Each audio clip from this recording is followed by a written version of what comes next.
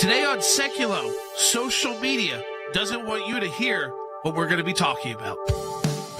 Keeping you informed and engaged, now more than ever. This is Sekulow. We want to hear from you. Share and post your comments or call 1-800-684-3110. And now your host, Jordan Sekulow. Hey, welcome to Sekulow, folks. As we said in the broadcast, in the tease of the broadcast, this is a conversation social media companies don't want you to hear. We saw Elon Musk tweet out that given that Twitter serves as, quote, the de facto public town square, failing to adhere to free speech principles fundamentally undermines democracy. What should be done? Is a new platform needed? Now, this is someone obviously with the financial means to launch a new platform. We're going to get into this today because we have been targeted at the ACLJ twice on Facebook directly for information that was not wrong or inaccurate, and that we've had to fight back. Of course, we've got the resources to fight back as an organization. What I want to hear from you is what happens when you post something and you get shadow banned or your account deactivated. Give us a call at 1-800-684-3110. That's 1-800-684-3110. Because, Dad, this is a growing problem. I'm out of Washington, D.C. today and this week, but it's a growing problem for conservatives on social media to be able to freely speak their mind and share information from the ACLJ. Well, we've had two incidents in a month. One was labeled, the information we put up was labeled by Facebook's censors as partly false. By the way, they came back then and said they took all those warnings down, but of course they did their damage. And then about 2 weeks later, we got one that said false information about a hearing we actually did. And then they took those down, but then said it was missing context. And we're the ones that did the hearing. But this is what's going on, Logan, right now. Yeah, it's happening all over social media. You know, you've seen people talk about it. And look, we have been very successful on social media. Obviously, this show broadcasts on social media, whether that is on Facebook or YouTube or Rumble. We are there. We are very active on Twitter and on Instagram. We are everywhere. We feel like that voice needs to be, shared and needs to be heard everywhere. The big question is the protection of these companies and whether, as Elon Musk said, has the public square moved from the physical public square to social media? Obviously, these are privately held companies, so there are a lot of different rules and regulations, but something that we have some expertise in. We sure do. And maybe can at least elaborate, at least look at the concept of if cases can be had. So the truth of the matter is that I started my career arguing public forum cases. And we're actually going to talk about that later in the broadcast. What is was it Elon Musk said, the marketplace of ideas? And the social media platforms have become the marketplace of ideas. It used to be the town square. And the issue was, though, when it was the town square, it was the government. And the First Amendment applied to the government restrictions on free speech. It doesn't necessarily apply when you've got a situation where the speech is not by the government, or the restriction not by the government, but by a private organization using their platform. The argument being you have no constitutional right to access a platform. But you know what? Twitter, Facebook, and these other groups don't have a constitutional right to protection under Section 230 either. And they also do a lot of damage. We've seen that happen with our own pages and our own groups and all these things, because if they get it wrong, if a lead story gets it wrong, their corrections often do more damage to your brand because you're getting more notifications because now they're adjusting. Oh, we weren't completely right that everything was wrong. Now we're only partially right that you were wrong. So we're going to tell people again that you were wrong. And then you're going to have to fight it. And by that point, the damage is done. And that's the big concern here. People invested their lives and their careers into social media, and now it's turning on them. Yep. And a lot of times when they're straight up wrong. And one of the issues, too, is we've seen the difficulties in launching new platforms. Oh, yeah. It would probably take an Elon Musk-style kind of influx of cash to be able to launch a new free speech platform here in the United States that also people could utilize around the world. We're taking your calls, how it affects you, 1-800-684-3110. Support the work of the ACLJ. We're on this issue as well. Donate today at aclj.org. We have our matching challenge. Double the impact of your donation at aclj.org. Donate today. We'll be right back on Sekulow.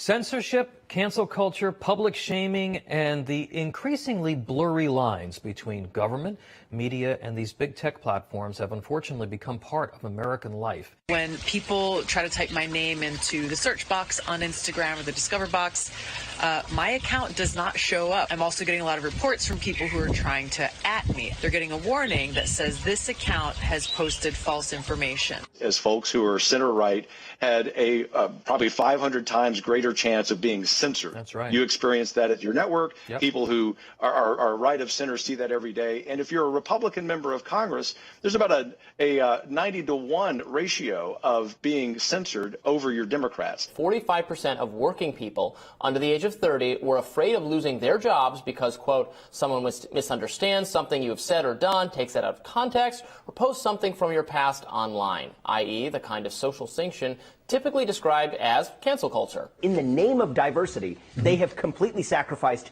true diversity of thought. And in the name of inclusion, they have actually created this culture of exclusion where certain points of view just aren't welcome. We've got to get big tech to stop having the influence over American society, over our way of life. What one person thinks is hateful, another person might find inoffensive. More importantly, what one person thinks is hateful might be objectively true, no matter how angry it makes you. So it's important to remember that the right of Americans to say things that offend other people is actually one of the most visibly protected rights in existence. Big tech is acting as this dictatorship, telling us what we're allowed to say, what we're not allowed to say. You know, the thing with they're saying I'm spreading misinformation. Once again, there's no evidence, there's no examples, there's no notice from them saying, hey, this is what you're saying that's false. Right. Absolutely none of that. So it comes down to if they don't like what you're saying, if you're shining a light on the truth, then you're going to be shut down or silenced. And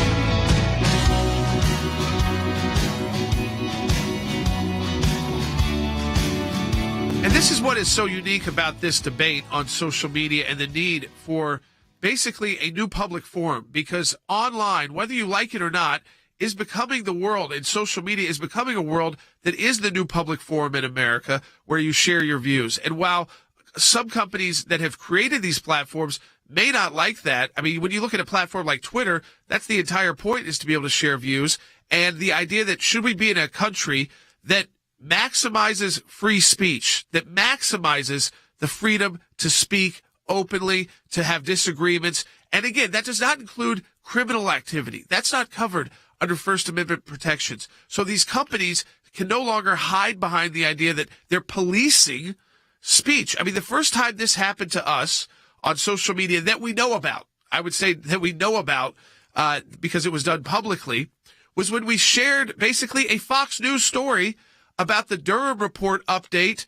There was a court filing that had information that appeared that the Clinton campaign was funding the effort to undermine the Trump campaign via the Russian disinformation and the Steele dossier. And we posted that similar information to Fox, and Dad, right away, we were flagged multiple times. And then they started flagging posts that had nothing to do with that. Right. So it was labeled partly false. And by the way, during that one, I read, if you remember, Jordan, I read right from the indictment, right from the document. And then they labeled it partly false. And then they started labeling other programs that we did that had nothing to do with it partly false based on the Durham report. They said because of what information in the Durham report, this is partly false. Now, they took off those flags, Logan. They removed them, but they did a lot of damage. They notified our members, our subscribers all over the country. Yeah, I think, believe anyone, as far as we can tell, anyone who shared the broadcast, or not the broadcast, the clips, or the memes, or the images, or interacted with it, commented, we're all given notifications saying what you liked, what you commented, what you shared. That was what we consider false news, or not even false news, just either partially false, partly false, and then backed it up. It happened a couple different times. So we saw that happen in both times. One time they had to completely remove any sort of flag. The other time we're actually still in conversation with them. But they had to take that off. When they just said we were straight up false, they had to then go back and at least remove that part and adjust their language. Issue a correction. And the second time it happened to us, the one Logan's talking about that we're still working on, is a complex legislative matter in a state legislature in Maryland about a abortion bill where there was language where they didn't use the term prenatal, but they used a term that would also mean postnatal, post-birth. Perinatal, and it was different pieces of legislation were happening in the state house and the state senate, and they tried to label our information as partially false, but what they didn't understand was the complex nature of what we were talking about. Was that in the Senate, in the state Senate, they had corrected the language, but down in the state house, they had not yet corrected the language. And you don't know at that point what legislation is going to actually make it to the final form that would end up on a governor's desk. And we were in the middle of scheduling hearings that were being moved around. So they were getting in the weeds, trying to get in the weeds on a complex matter involving abortion, rather than just letting us speak our view on the legislation to our own audience who signed up to get our information. It's not like Facebook's just sharing it with everybody, just to get it to the people that have signed up to say, we want the ACLJ's info. But you know what? On that one, we had already submitted written testimony about the issue. So they're arguing with us, and I'm saying to myself, we're the lawyers handling the matter. And you got some fact-checking group that are not lawyers doing all of that. Yeah, I mean, you can even see it. You can see it happen on social media all the time. Right now, we're on Rumble. There's thousands of people watching right now on Rumble, on a more free speech platform. Yes, much more. But we honestly, like Rumble.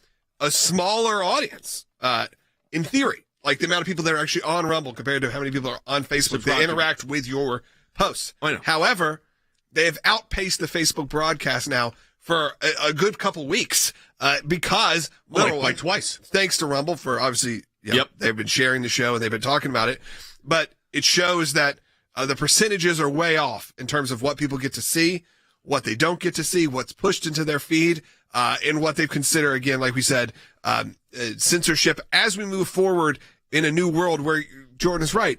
Could a new platform be launched? Yes. Is it very difficult? Incredibly. Well, that's why we're glad Rumble did. Yeah, and you have issues, though, where, like you said, with Elon Musk, you have the richest guy on the planet. Sure, he may be able to figure it out, but that's still a maybe.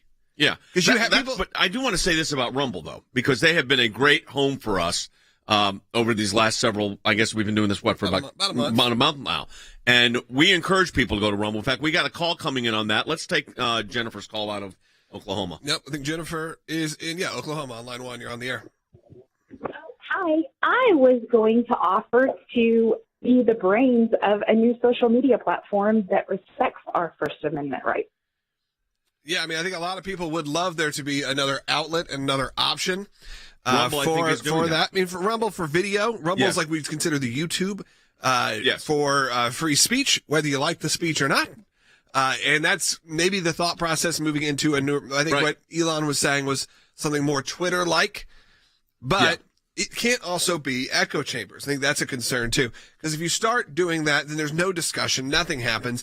If you create a social media platform that is for conservatives, you create a social media platform that's only for liberals, then where's the discussion? Where's the conversation? It's not a public. At that point, that used to be. You remember the old soapbox preacher? The old, they call it the sidewalks and the city squares. We're going to talk about that later. The public fora, and that's where you would have the discussions. The news readers would come in and read the news, and people would debate, and you had this robust free speech. Well, you don't have that right now in the big tech situation, Jordan. You just don't.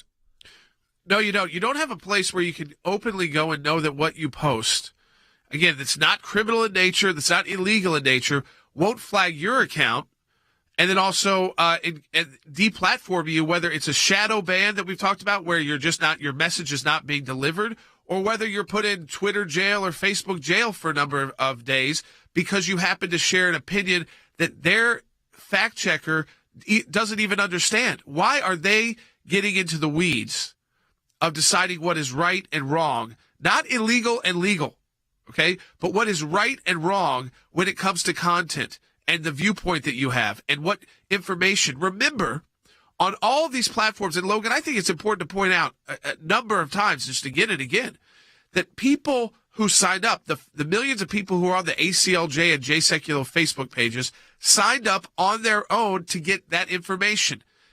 They are asking for that information, and yet still Facebook is denying them that information. We know that's happening right now to millions of people. To most of those subscribers aren't getting that information. On Twitter, It's become a game of whether or not they will shut you down if you get involved in any kind of discussion. We're leading into a midterm election where politics, again, people have strong views. You might agree with those views or disagree with those views. Sometimes people will present their view as fact because they believe it to be fact. You might not believe it to be fact. But how about that discussion happen between Americans who are smart enough to do it on their own? They don't need these companies policing speech. We need a place in America that allows robust freedom again, where you see things you don't like, hear things you don't like, but you're also able to know that you can post information that you do like and that you do want people to see. And also, I want to go back to this point, and Logan, and that is when they come out and say, oh, you were right, we're going to correct it. It doesn't correct it. In fact, the initial article in the second attack on us, the one that said false information, was still up until, I may still be up now. They put the little addendum afterwards. Correction, yeah. But it was like the correction in the newspaper on page A12. Right, yeah. Just like that. Just trying to hide the fact they did it. They didn't take something so they down the or bad readjust. article up that you gave false information about our own case. Right. I would think we know about. Yeah, and it was so, nothing. It was such like there's not really a leg to stand on, and they know it.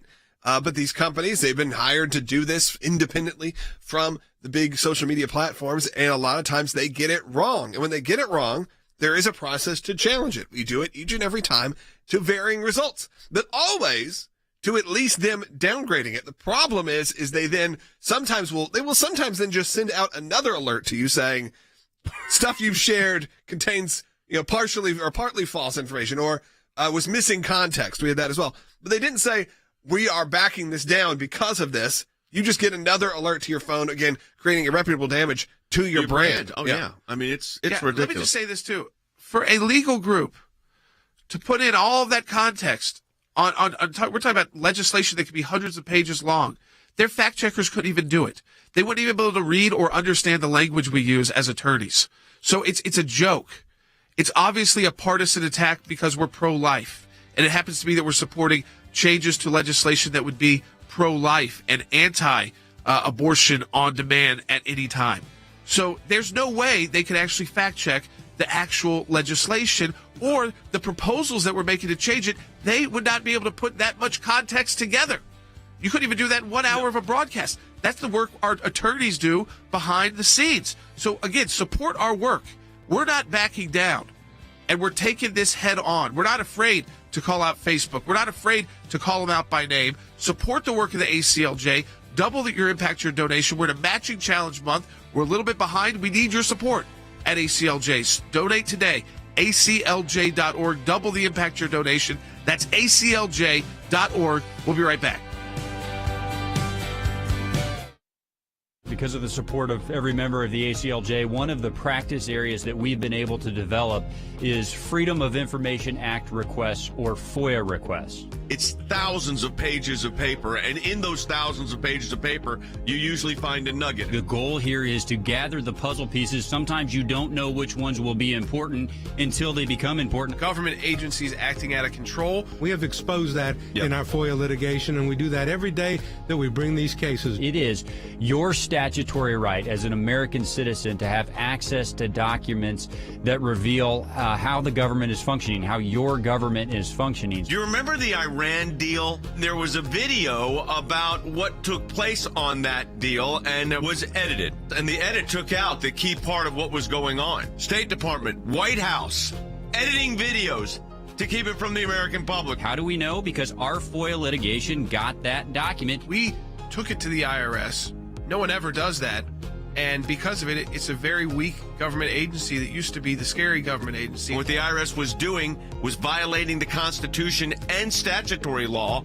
Because of the litigation we engaged in, it's a different agency. They can't do what they were doing before. They've been hiding behind in the shadows. These FOIAs bring them to light. All of this information came because we went to court to get the information. Many times when we make these requests, the requests actually end up in court as the bureaucracy fights back to withhold the information. But that's okay because the law is on our side. We are entitled to the information that is in these requests that we have made. We've got the declassified list of Obama administration officials who started asking to unmask. How was our government operating? What were they driving at? What was their agenda? What was their motive? The picture that it paints is one of terrific abuse. Those of you that support the ACLJ, this is what it's all about at the end of the day. Think we haven't been on this, folks? We've been on it.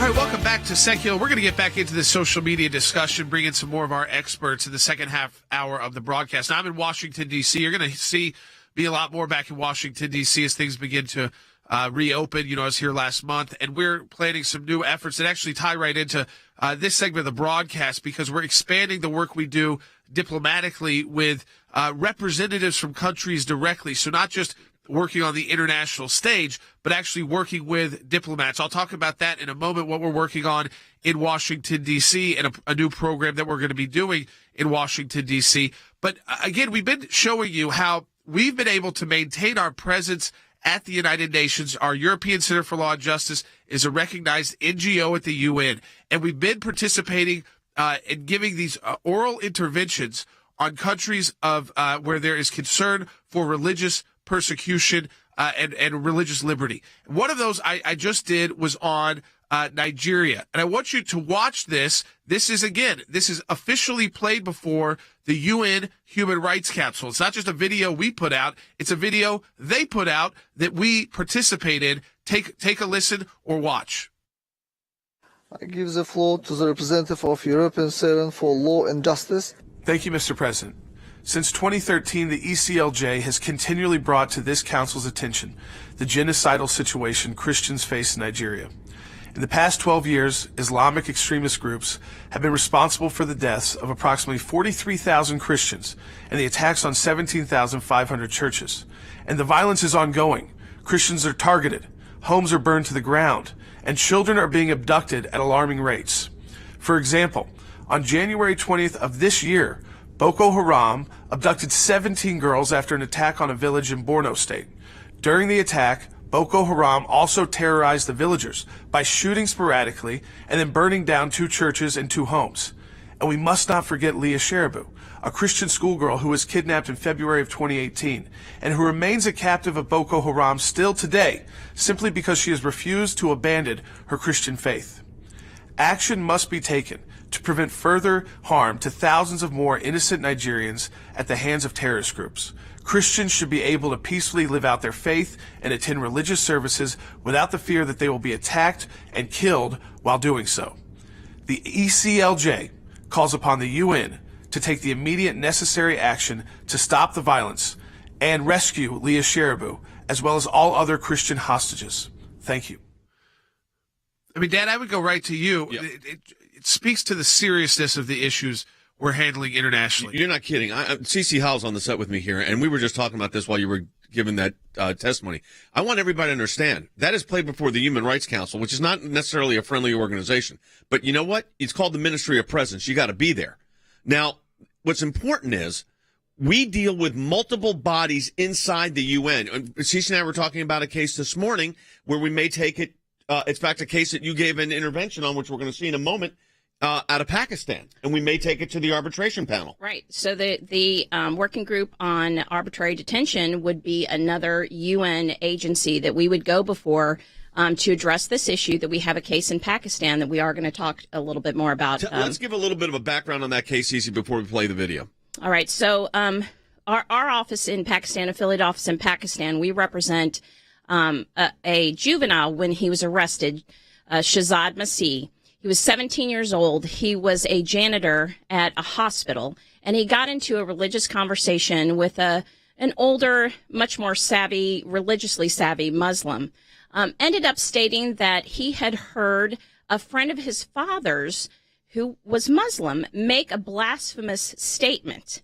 And just because he said that turned into a mob coming after him. He got arrested.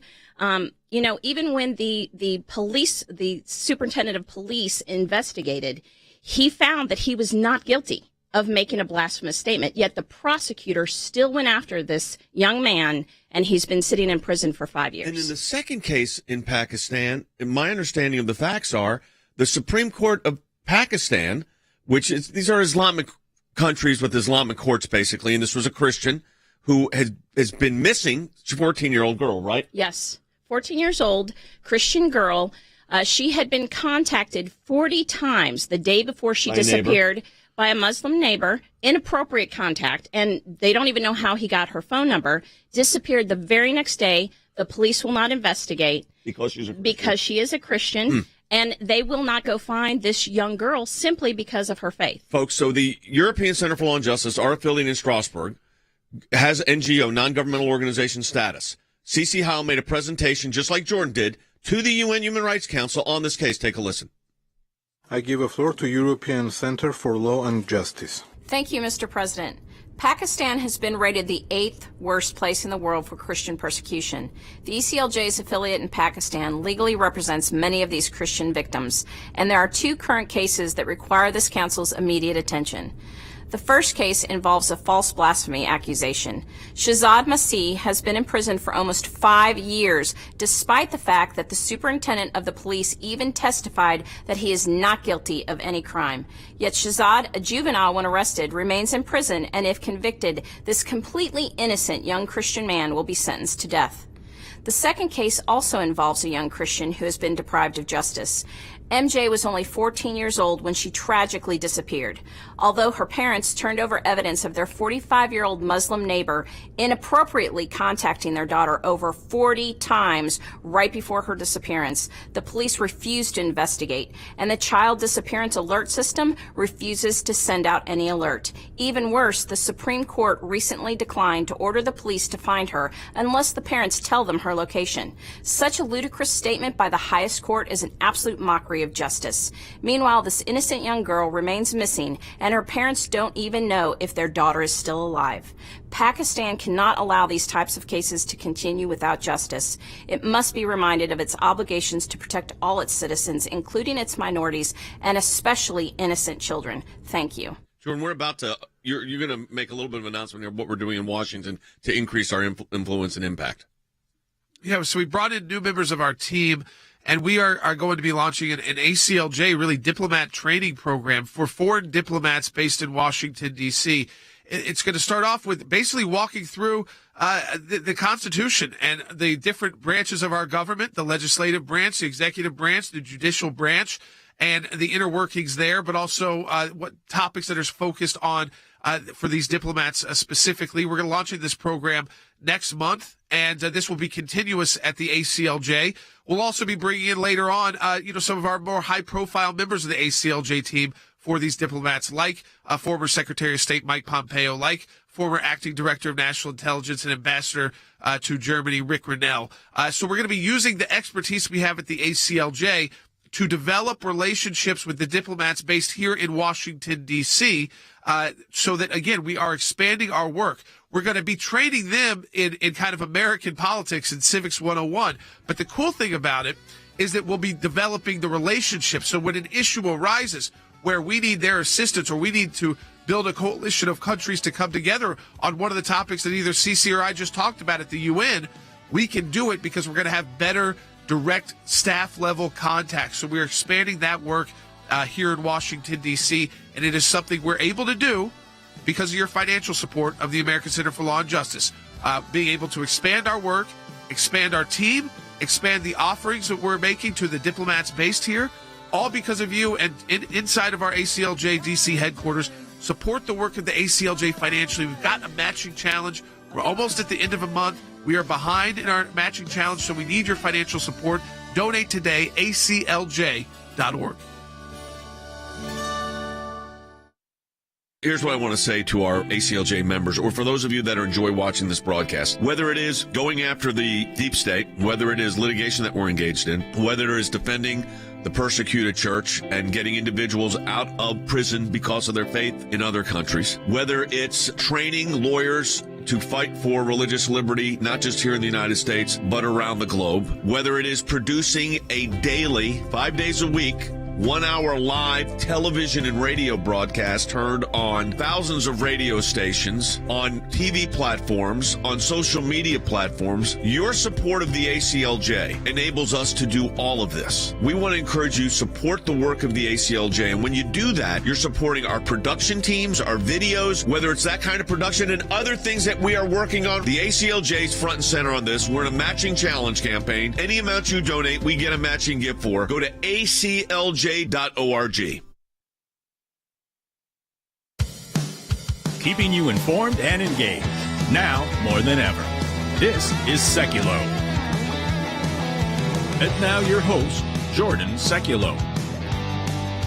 Hey everybody, I'm coming to you from our studios in Washington, D.C., and this second half hour of the broadcast, we're going to get back into this discussion as we titled this show a discussion and information that big tech and social media companies, they don't want you to hear. They don't want you to understand the way that they are coming after the conservative viewpoint on social media. And in the sense, as Elon Musk wrote himself, when you are seeing online places like Twitter and Facebook as places where really it became the new public forum, and we're used to communicating electronically to those that we're friends with, but even to people we don't know, and to engage in these conversations. But, Dad, what we have seen is a systematic takedown of conservative viewpoints, yes, either by banning those viewpoints altogether. We saw the President of the United States be banned altogether, or by these platforms deciding, hey, we don't care that you have 4 million or 5 million people who want your information. We're not going to deliver it to them. You know, we have collectively, between your pages, my pages, and the ACLJ's pages, on Facebook alone, almost 9 million. Say 8.5 million, I think, is the number. And then you'll see the response on a broadcast way down, or we get those notices. And they're getting a free pass because of, we're going to talk about this with Harry Hutchinson at the end of the broadcast, or at the next segment, because of the Section 230 immunity that they have. But they have squelched free speech. That's why we're thrilled with Rumble. On the video side, the YouTube side of it, so to speak, Rumble has been great, and we're thrilled that they've hosted us and have promoted us. But, Jordan, let's go ahead and take a phone call because a lot of people have been calling in. Jerry's calling from Rhode Island on line 4. Let's go ahead and take Jerry's call. Hey, Jerry. Hello, welcome to the show. You're on the air. In regards to what you've been describing, how is ACLJ Incorporated as an entity not had their constitutional right to conduct commerce affected, and individually, each of Jay, Logan, Jordan, how have you not been defamed when they falsely tag you? Well, you bring up a good question. I have said that when they send out these false tags, that they are tortiously interfering with business. They tortiously interfere with your brand. It is a defamation of sorts on your brand. And then they go back and correct it, and the corrections are, as we've said, meaningless. But they're not a state actor, so there's not pure free speech First Amendment implications on this, and they have their protections under Section 230. So, Jerry, that's the problem. They have got this kind of protection, and that's what we're reevaluating whether we think that's a good idea anymore. Jordan? Yeah, and I think that, again, we're going to get to that in the next segment because people hear that thrown around. We're going to actually explain it for all of you, so you don't want to miss that. Break down this Section 230, because I think it had a point when it existed initially, and that point has now expired, and it's being abused by social media companies, which, by the way, folks, again, they will come to groups like ours. I think Jerry brought up a great point, which is they come to you and say, spend money on advertising, get more supporters, get more followers to come to your page. But at the same time, so they'll take that money. At the same time, they are deplatforming you in the sense that you are not able to deliver your message to those supporters that you may be spending advertising money with them on to get to your page. So there is a difference between just censoring information, but then also because of the monetary exchange here, Dad, I do think that they are in a bit deeper water. They can't just hide behind a corporate shield and say, well, we're a corporation. We get to decide what goes out and what doesn't. I mean, they're a little bit different than that. Yeah, they are, and they're skewing the marketplace of ideas. I mean, don't kid yourself for a moment. They are skewing the marketplace of ideas, and that's one of the things we're looking at here. But again, when they come back and then they say, they're challenging, their fact checker is challenging us, the lawyers that are actually handling the case, and say we put out false statements. They corrected that, but they still sent out those notices. Then they said we were totally false on one thing, that we were handling the issue. And they said, oh, no, it was just out of context. We shouldn't have said it was false. But the damage was already done, and that's why you fight back. And one of the ways you fight back is you support the work of the American Center for Law and Justice at ACLJ.org. We're in a matching challenge campaign right now. We encourage you to support our work, ACLJ.org. Any amount you donate to us this month, we get a matching gift for. So that's ACLJ.org, ACLJ.org. If you want to talk to us about this big tech censorship, call us at 800-684-3110. That's 1-800-684-3110. We've got a lot more coming ahead.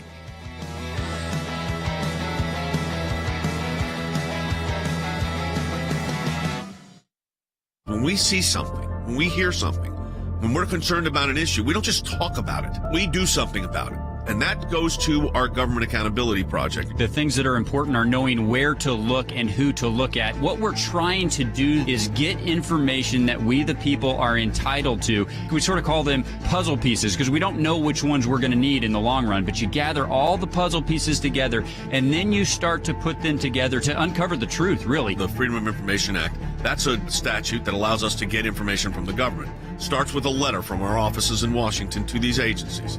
And it says, give us this information on these topics. And generally, they don't.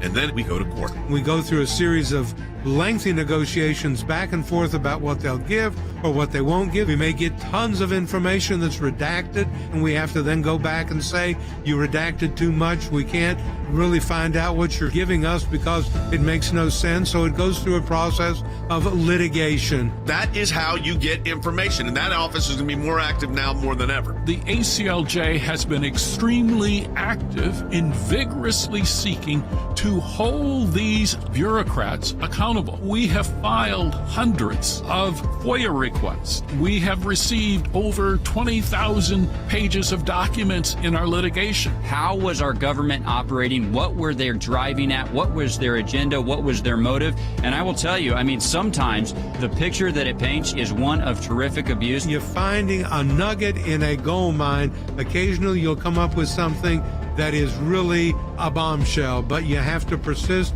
in doing it, and that's what we do. That's a little bit of what we do through our Office of Government Accountability, and of course that comes under our Office of Government Affairs.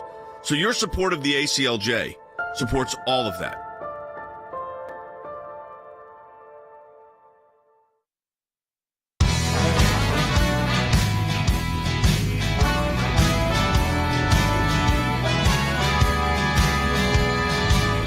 All right, welcome back to Sekulow. So the question is, Section 230, you hear about it so often when these social media companies censor you, censor us, censor a conservative viewpoint. And, Dad, I think it's important now today on this broadcast to really break down what that is and what it isn't, and whether or not there is a political move to question whether it should be reformed or just completely thrown out and no longer be this protection that social media companies hide behind when they censor speech. So I've asked our Director of Policy, Professor Harry Hutchison, to join us on this discussion because Section 230 is of the Communications Decency Act, Harry, has been a sort of immunity for these big tech companies from liability, for instance, when they wrongfully take something down or censor a viewpoint. So they've had this shield of protection legislatively. I think that is correct, but the question becomes whether or not they have taken excess liberty in the usage of Section 230 by engaging in active collusion with government or governmental entities. If they do so, one could argue, for instance, that they have engaged in an in-kind contribution to one political party. And so then the question becomes, have they reported this contribution to the Federal Election Commission? It is very, very doubtful they have done so. And so if you look at all of the discussions that we've had in the nation since President Biden took office, his press secretary, Jen Psaki, has continually called upon the big tech companies to do what? To actively censor contrary points of view. To the extent that they engage in such conduct, then the question becomes, do we have active collusion or an active conspiracy, if you will, that ought to void Section 230? Now, I would argue that my claims, at least so far, tread on questionable grounds because we have not yet had a decision by a federal court on this issue. But this particular issue deserves tremendous scrutiny because there is clear and unmistakable evidence backed by an academic paper which shows that there may have been some election misconduct in 2020. This is a study by John Lott. And the question becomes, will this academic study by an individual who has a PhD in economics and a law degree and a distinguished academic record for the last 30 years, will it now be suppressed like YouTube suppressed a CPAC convention more recently? So you asked this question, I mean, what kind of coming off of what Harry said, and that is, if you got right now the former president of the United States, former President Trump, is banned from Facebook. If he were to be the nominee in 2024, and assume it's Joe Biden running for the Democratic Party, are they going to continue that ban? Because, boy, it's exactly what Harry said, Jordan. Then it's one side of the debate has all the access. Yeah, and then you start getting into other laws outside of Section 230 that you could be in violation of. Exactly what Harry said. Because you could be, like what Harry said, because then you get into FEC laws, election laws, there's federal laws on that, there's state laws on that. But if you're opening up a forum only for the Democrat nominee, only for one of the two major party nominees, you see where that becomes a legal issue as well. And again, this idea that they will just hide behind these platforms. So I think we have a good call coming. Tim in Colorado on line one. Tim, thanks for holding on. You're on the air. Thanks for taking my call. It's very helpful to hear the instances of what has happened to the ACLJ on the social media platforms. My question is this, sort of multi-part. Do you know of instances when any social media platform has warned or shut down posts or videos that presented viewpoints from progressive or liberal perspectives, and then what the social media response was and what can be done to publicize those biases? I'll say I don't have any references. I mean, again, I'm not going to speak definitively and say it's never happened, because sometimes these happen accidentally as well because of a term that's used. I mean, that's how fundamentally flawed some of these systems are, is you use the wrong term. So that could have happened to somebody who's liberal. But what I do know is that overall that the Democrat president is not banned from social media. The former Republican president is, and he might be a candidate again, and he's still banned at this point. Yeah, well, I'll tell you who else isn't banned. The Ayatollah from Iran's not banned either. So, I mean, think about that for a moment, Harry. I mean, you talk about the ridiculous nature of all of this and these, process, but they're controlling a big portion of the marketplace of ideas now. Absolutely. And so it's very, very important with respect to, for instance, the Ayatollah. These big tech companies, they basically claim that they will ban calls for violence, except violence that either comes from terrorist organizations or from the left. And so I think they are very, very selective in the deployment of their algorithms, and they deploy those algorithms by and large to disadvantage conservative speech. And so I think every American ought to be incredibly vigilant with respect to their particular use of social media, and to the extent that alternatives pop up, they should take advantage of those alternatives to drive down viewership, if you will, on these left-leaning social media programs, and that would deprive them, hopefully, of revenue.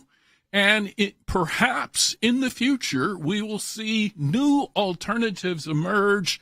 And so I certainly welcome the claims made by Elon Musk that at least he's considering providing the American people with an alternative. Basically, the notion of free speech is impossible to achieve unless both sides of the debate are indeed heard. And so to the extent that we squash one side of the debate, basically then we move toward a form of authoritarianism or totalitarianism, and that is inconsistent, if you will, with the ideas behind the First Amendment. Classic viewpoint discrimination is what's taking place right now. Classic viewpoint discrimination. You can hear one side of the debate. We're not going to let you hear the other side of the debate. But here's what's all. And I want to thank the good folks at Rumble who listen. You got a lot of viewpoints at Rumble because it's a free marketplace of ideas. But, and this is, Logan said this earlier with Elon Musk. You look at Twitter and some of the attempts to redo, other platforms on Twitter, Jordan, Twitter-like platforms, I should say, just have not worked. You know what I'm just sick and tired of, and it affects our whole team at the ACLJ. It's not just me or you but sending out a tweet, but, from our departments when we're sending out, really information, they're putting out information for us in social media, is that they are right now playing a dancing game, hoping that what we put out doesn't get flagged because we're pro-life, because we're conservative, because we're pro-free speech, and that we might use a term about Hillary Clinton that they don't like, or that we might use a term about, Hunter Biden's laptop that they all said was fake news and now it's real news. Do you see that? Those stories, Dad, are the exact issue with the problem of having these at-home phony fact checkers who pick and choose what they want to be seen as true and untrue, rather than letting the American people make that decision themselves and educate themselves. It's already a small group of Americans that will take the time to engage in these platforms. It's a very small group, but it's a group of people who really do care about the issues on lots of different sides, left, right, center, and they care enough to go onto these platforms. And yet now they are only getting one viewpoint served to them, and we know that. And look at the way in which they did it. I mean, in our situation, Harry, they challenged us on two issues we were handling. If anybody was going to know the case, it would have been us. And even then when they come back and say, we shouldn't have said partly false, or it was the one that we said totally false, it wasn't totally false, but we still think it was out of context, which is so subjective, it's ridiculous. But it shows you the absurd nature of the censorship. You are absolutely correct. And Voltaire has suggested that when you allow people to believe in absurdities, then it ultimately culminates in what? Atrocities. And so it's very, very imperative that we protect our foundational belief in freedom of speech, because that is important for the determination of political truth. 100%. All right, we appreciate it, Harry. I would say this. Real freedom is what we care about at the American Center for Law and Justice. True freedom of speech. Speech that you might not like, we defend. Speech that you do like, we defend. That's real freedom of speech. And we've gotten so far away from that in woke America. But we're not going to back down from that fight. Support our work at the ACLJ. We're experts in the First Amendment. Support our work. Double your impact, your donation. We need your financial support right now. We're being honest and open with you. We need it. Donate today. ACLJ.org. We'll be right back.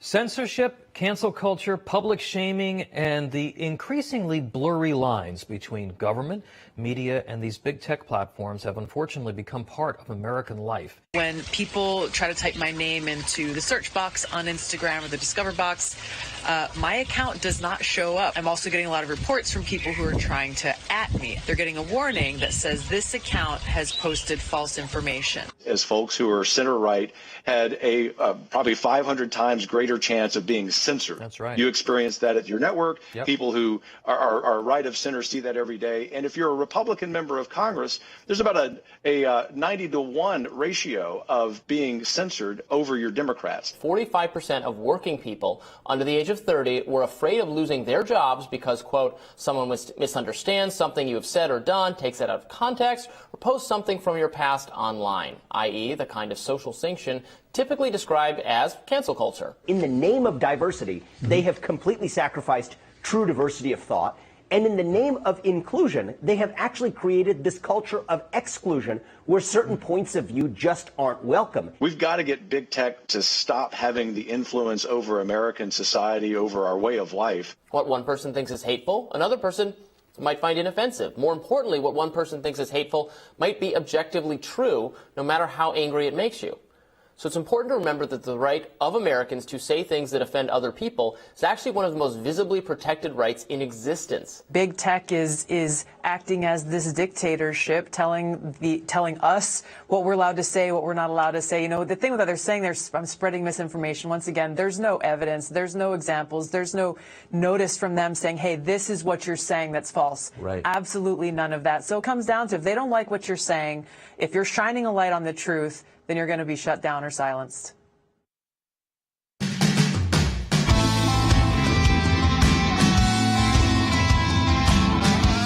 think this is where it goes back to this fundamental idea, is that more and more of us do feel like we should communicate electronically, use these social media platforms as a place like a public forum. But what we've learned now, Dad, over these past few years with the censorship of the conservative message, is that they aren't, by law, treated like traditional public forums. And while we have people like Elon Musk out there interested in doing it, we've also seen how difficult it is because of who controls the server companies. It's the same companies that are silencing the messaging. No, that's exactly right. And if we look at the history of free speech, it was always the public fora, the public forums that were these marketplace of ideas. The truth of the matter is the social media platforms are the marketplace of ideas. We're talking about censorship. And Will Haynes, our producer, just sends me, Vladimir Putin's official president of Russia Twitter page. They're invading Ukraine, killing thousands of people. That page is up. They're not putting false statement on these. Maybe they have. I'm scrolling. I don't see it. So, Andy, the whole idea of a marketplace of ideas has radically changed. Yes, it has. It's changed significantly, Jay. But in point of fact, this Twitters and Rumble and Facebook and YouTube. Well, Rumble's been great about it. They've been great for us. But I'm saying they're all the marketplace of ideas. Yes. Every one of these is a marketplace of ideas. And they're analogous to what was the streets, the parks, the sidewalks, the places that were conditioned and said by the Supreme Court of the United States as early as the Hague versus CIO case, which is a seminal case. I'm a lawyer. I look at law. In 1939, the privilege of citizens to use the streets and parks for national questions must not be abridged or denied. That was said by the Supreme Court in 1939. Public assembly, people who want to exchange their opinions, cannot be prevented or prohibited because of someone saying that they don't like to hear what the content of your speech is. Arbitrary suppression of free expression on national affairs, on domestic affairs, uncontrolled suppression of free speech and things of that nature that we are seeing happening is the kind of thing that historically has been anathema to the Supreme Court. They want us to have these things, and these areas like Twitter and so forth, these platforms are really suppressing us and suppressing the ideas from the right. They've replaced these huge big tech platforms have replaced the marketplace of ideas. Now, they're not government controlled. So the First Amendment issues don't apply like that. But regulatory issues there are regulatory ways to encourage free access and free marketplace of ideas to these big tech companies. I think there are ways to do that. And one of those may be the elimination of Section 230. But Andy just gave a very direct statement of what the marketplace of idea was designed to protect. It was designed to protect divergent viewpoints, points of view you disagreed with. You handle that with the speech you do agree with, but you don't shut it down. And that's what's happening now. Yeah, let's go to the phones. Matthew in Florida online, too. Matthew, welcome to Sekulow. You're on the air. Thank you, gentlemen. I appreciate the content of today's discussion. I just want to tell you I've been suspended on Twitter 14 times, and every time there's no phone call, there's no phone number you can call. There's no kind of accountability to their suspension processes. They're not uniform. They're very subjective. And if you send an email, there's no email response. There's nothing. They can suspend you with impunity, deplatform you, and have no consequences. Because they are the unaccountable censor. They are the unaccountable censor. It's like in the 50s and 60s on radio, they had and TV, they had the companies had their censors. And it's now you have, Andy, these are the unaccountable censors. Look, we have to deal with these tech companies when we do get these flags put on us or these, false statements. Yeah, go ahead. What's new is, and it's developed over the last couple of years, is that there used to be account managers. So for groups like ours, it wouldn't help Matthew, but there used to be, for groups like ours that had these large presences on social media, some of the most shared content, we had someone we could go to at a Facebook or a Twitter. They've all pulled back from that. So they've gotten rid of these account managers that you could work with directly. You have to be a pretty darn big organization now to be able to even get into the conversation about getting these false flags removed. That's because they've become the modern censors without accountability. Well, they have, and they're really what I've read about them, and I use this expression, they are the tech tyrants. That's really what they are, the tech tyrants of today, the modern censors. From Roman times we had censors, we have censorship today, but it's censorship of the conservative right. You don't see them censoring the left. You don't see the liberal democratic media being censored. They're telling us what we can and cannot discuss in the new public forum. The airways, the new public forum is what? These various platforms that I enumerated. And they are simply saying that because we don't like what you say, whether we think or not that it ought to be said, we're going to shut it down. Well, I know, Jay, you said it's not government action, and you're correct. That is what the First Amendment talks. But isn't it really tantamount to government action when they are really using the public space to do this thing? It's monopolistic in the nature of the control they have. Let's go ahead and take Kim's phone call, Jordan. Hey, Kim's calling from Michigan. Hey, Kim, welcome to Sekulow. You're on the air.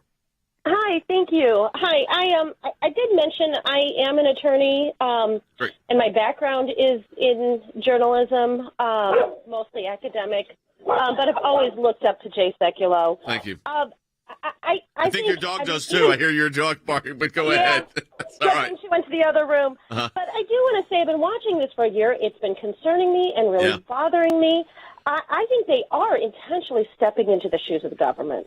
And I think, just as an example, without knowing all the nuances of your case, I think they're intentionally trying to interfere with Sixth Amendment rights, with the right of confrontation, with the concept of cross-examination. I think that's intentional.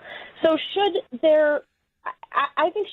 guess my question, and I'd like to hear your discussion on this, is should their damages be limited to just, not having Section 230 protection? This, I think is the great debate. The great debate now is Section 230 immunity from liability.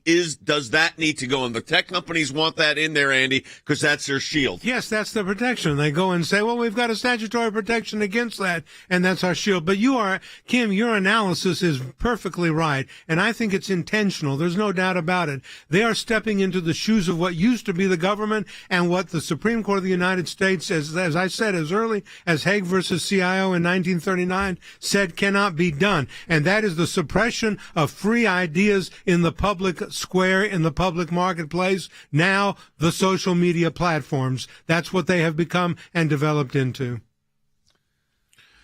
Folks, we're not just talking about this issue. We are going to be diving right in, and we're going to be looking at the Section 230, but also what else can be done. Because, again, you've got financial relationships. A lot of the groups that you're talking to, you spend money on advertising and placement to grow your social media platform, and then all of a sudden they decide, well, you're no longer your information is no longer going to be served to people that asked for that information. I mean, that's the other part of this, is people have to follow you on Twitter. They have to like your page on Facebook. They have to sign up to get your notifications. They take those active steps, and then these censors still step in. So they're censoring both the organization, in our case, but also they're censoring you from being able to access that information. So I want you to support our work. It's a very new battle, but it's one that begins with the same premise and that the ACLJ has always started with, the idea of our First Amendment free speech rights and protecting those at all costs. Support our work at aclj.org. We have a matching challenge this month. We are running behind. We need your financial support. Donate today, aclj.org.